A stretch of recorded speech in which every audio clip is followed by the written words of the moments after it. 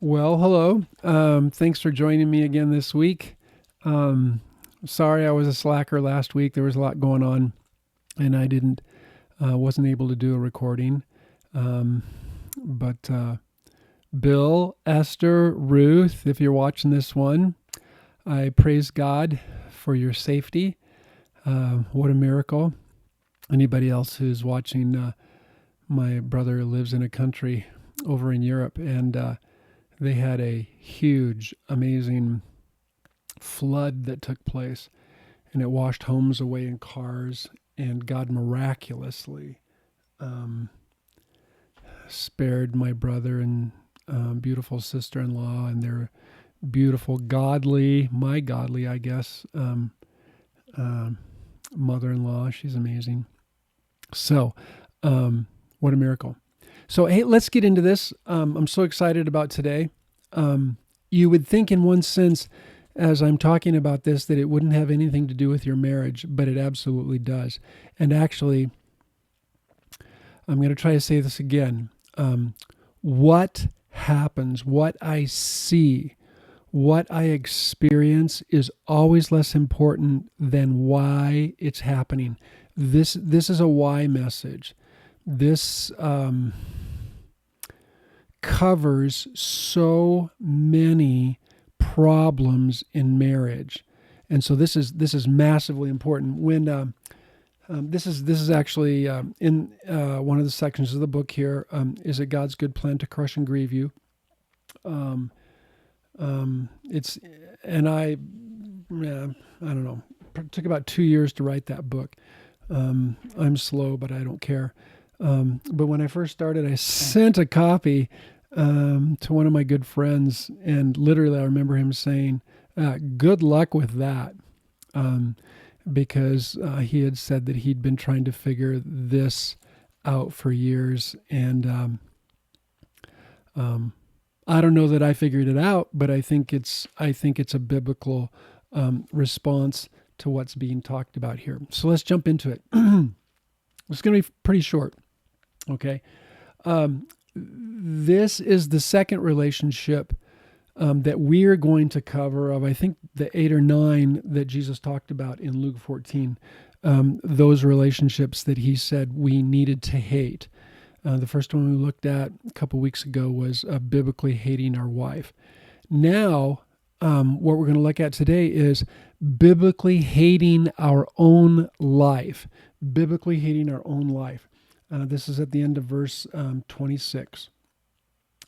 And the word life in the original, in the Greek, is the word psyche. We kind of get the word psychology. I'm sure there's all kinds of fancy and elite ways of identifying this, but I don't like doing that.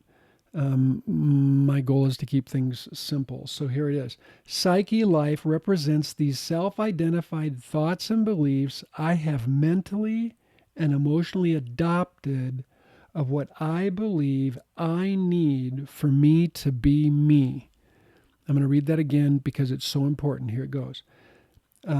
Psyche life, soc life, depends on how, soc life, but I'm going to say psych life, represents these self-identified thoughts and beliefs I have mentally and emotionally adopted. I adopted them. I came up with them. I adopted them. Possibly how I came up with them could be when I was being raised. Things that were modeled to me by my mom and dad.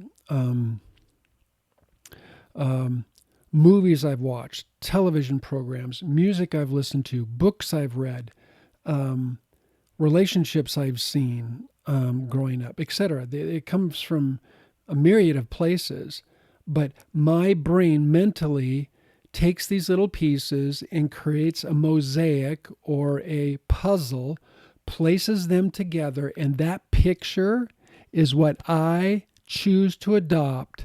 And I tell myself that I need this in my life in order for me to be me. And if I don't have it, I'm not me. If I don't have it, I'm incomplete. If I don't have it, I can't be satisfied. It's unbelievably important, and it's unbelievably pervasive. It just permeates every area of our life. And so because that's true, obviously, we can apply it to our marriage. Another way to put it is, Psuche-life says, I am me because, fill in the blank. I am me. What makes me me, fill in the blank. And I'm going to say this as kindly as I can. Many of those things that we're going to place in there are going to be idols. Why are they idols? Because we either have or are or will end up worshiping them. If you remember the last installment, saying yes to them instead of Jesus. And many of those. The bottom line is, there's a passage, I want to say John 7, and Jesus goes up to this blind guy and he says, what do you want me to do for you? And he says, I want to see. Well, here it is. What you and I want to say, no matter what, and if we're not there, then we want to ask God to do this for us. When he says, what can I do for you? The number one answer is, I want us. And that's a capital U, us. I want us. I want me and you. I keep hitting my microphone. I want me and you. I want to experience your love. I want to experience your life. I want to hear your living voice. I want us, because here it is. If you place anything else in front of that, here it is. That means you love it more than him. That can be any person, place, position, possession, or thing. I want us. And got it right in front of me. If I could turn the camera around, only God matters. Or the way, only you, capital Y, only you matter. I'm stealing that phrase from Tozer, from his book, The Voice of the Prophet. Only you matter. Everything else is small change, including our marriage. That doesn't mean it's not important. Our relationship with a wife, that doesn't mean that she's not important, but it's far less important. Why? Because he said we need to hate her in comparison to him. And in this case, we need to hate what we think we need other than him in order to be okay. Priceless. This is priceless. Okay, so we can apply this to our marriage. Many of the problems and frustrations we're experiencing may stem from the Psuche-life images we adopted before we got married. Every one of us had them. We had hopes, dreams, wishes, fantasies, whatever, and they're stuck there, and we walk around looking the way my phrase was, she's got to be the whole package. She's got to be the whole package. She's got to look a certain way, think a certain way, be doing certain things, et cetera, et cetera, et cetera. And that was my package. But here it is. Lori, other than beautiful looks, she's nothing of what was in my Psuche-life package. Now, she's far more than that now after 25 years, going on 30, because I knew her for 6 years as a friend. She's far more than that, but she's not at all that. And here it is. My marriage is nothing compared to what I believed I was going to have as a married man. Nothing. And here it is. It's far better. Far better. And I'm not saying it to be nice. I got goosebumps on the back of my neck as I'm saying this. My marriage is far better than what I ever imagined, and it's so completely different than what I pictured in my Psuche-life image. Okay? That's what this is talking about. What we choose to believe we needed to make us us will now need to be hated or loved less than what Jesus says will make us us in our marriage. him and his will for our marriage, not what she would or could do for us. We're going to have to, and that's what this book is about, is telling us, you and me, what our hatred for our wife and hatred for our us life needs to look like. And an example of this, again, is going to be taken from Is It God's Good Plan to Crush and Grieve You? Is taken from the Ephesians 5:25 and 26, where it literally says that you and I need to give our life for our wife in the same way Jesus gave his life for the church. We need to love our wife, which will mean various forms of suffering, service, and sacrifice, like we looked at earlier, in order to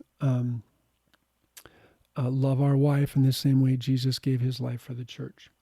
Our premarital psyche life images most likely didn't include our God-assigned position of being the head of our wife and the marital challenges and responsibilities that go along with being the head of our wife. Again, Ephesians 5. And again, the book's going to talk about this. We'll cover that later. But I'll just give you a precursor. It's God has called us to graciously, kindly, humbly, patiently take away these spiritual spots, blemishes, wrinkles, and unholinesses of our wife. And she does have them. And they're not things to be, stomped on and beat out. But Genesis 3, because of the curse, we've covered this earlier, because of the curse, she's going to have spiritual blemishes and spots that need to be removed. And it's our job to, what I'm going to call, maritally disciple those out of her. Maritally disciple those out of her. And it's not fun, and it's not easy. And you're going to have to be okay with not being liked, and possibly not having sex, and not being talked to, and etc. But our responsibility is to obey God, the yes test from last time, and be gracious and humble and patient, and disciple those things out of her. Following through with God's good plan to crush and grieve us for the sake of our wife's spiritual growth, kind of just talked about that, will be one of the most satisfying and fulfilling new psyche life images we adopt that make us us. And if you don't have that, what I'd encourage you to do is to pray. When we find out what God's good plan is for us in our the way we're supposed to love our wife, one of those will be discipling her. And when we see, here it is, Lori is so completely different than she was 25, 30 years ago. She's so massively different than she was 10 years ago. And the difference is beautiful, supernatural, spiritual. It's just amazing what God's doing. And I'm going to say primarily, yes, this is a shameless promotion of this book, but it's putting into practice. This is very simple. It's very short. I made it as easy as possible. They're not a bunch of highfalutin language and technology junk in it. It's massively simple. And yes, you're still going to have to be completely dependent on My Only Hope Is You, Jesus, to give you the power and the ability to do it.